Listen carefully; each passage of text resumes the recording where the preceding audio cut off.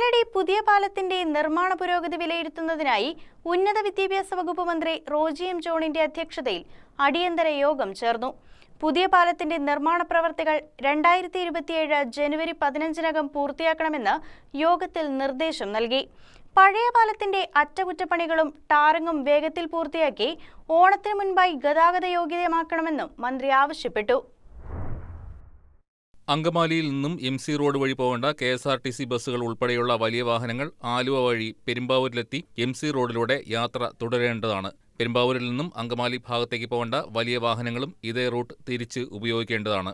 അങ്കമാലി ഭാഗത്തു നിന്നും പെരുമ്പാവൂർ മൂവാറ്റുപുഴ ഭാഗത്തേക്ക് പോകുന്ന ചെറുവാഹനങ്ങൾ MC റോഡിലെ മറ്റൂർ ജംഗ്ഷനിൽ നിന്നും തിരിഞ്ഞ് മലയാറ്റൂർ കോടനാട് പാലം വഴി MC റോഡിലെ വല്ലം ജംഗ്ഷനിലെത്തി പോകേണ്ടതാണ്. പെരുമ്പാവൂർ ഭാഗത്തു നിന്നും അങ്കമാലിയിലേക്കുള്ള ചെറുവാഹനങ്ങളും ഈ മാർഗം ഉപയോഗിക്കേണ്ടതാണ്. വലിയ വാഹനങ്ങൾക്കായുള്ള ബദൽ പാതയും ഇതിനു പുറമെ ചെറുവാഹനങ്ങൾക്ക് പ്രയോജനപ്പെടുത്താവുന്നതാണ്. മൂവാറ്റുപുഴ പെരുമ്പാവൂർ ഭാഗത്തു നിന്നും എയർപോർട്ടിലേക്ക് പോകുന്ന ചെറുവാഹനങ്ങൾ MC റോഡിലെ വല്ലം ജംഗ്ഷനിൽ നിന്നും ഇടത്തോട്ട് തിരിഞ്ഞ് വല്ലം പാറപ്പുറം പാലം പുതിയടം ജംഗ്ഷൻ കാഞ്ഞൂർ വഴി എയർപോർട്ടിലേക്ക് പോകണം. അതേസമയം കർക്കിടക വാവുബലി പ്രമാണിച്ച് ഈ മാസം 11-ന് പാലത്തിൽ ഗതാഗത നിയന്ത്രണം ഉണ്ടായിരിക്കുന്നതല്ലെന്ന് മനോജ് മൂത്തേടൻ MLA അറിയിച്ചു. News desk KCV news.